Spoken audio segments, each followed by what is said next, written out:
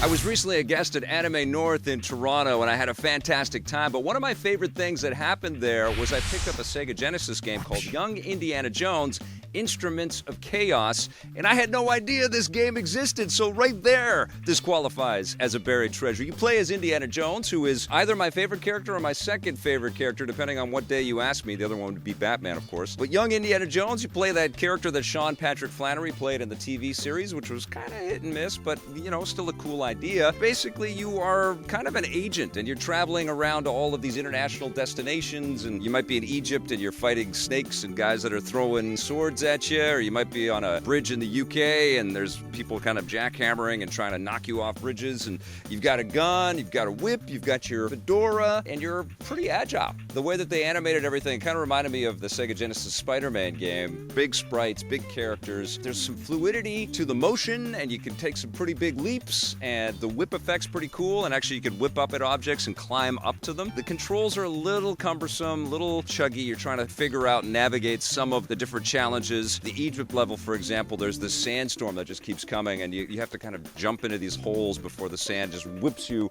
all the way across the screen. But you know what? I liked the ambition that I saw on display with this one. And you know, if you are an Indiana Jones fanatic out there, and I really hope you are, if you are one, this is absolutely one that you have to go and hunt, and maybe you'll do one of these when you're in the game store, and you'll sort of weigh your Sonic the Hedgehog 2, and then you'll finally go, oh, I'm taking Young Indiana Jones, Instruments of Chaos. A great buried treasure.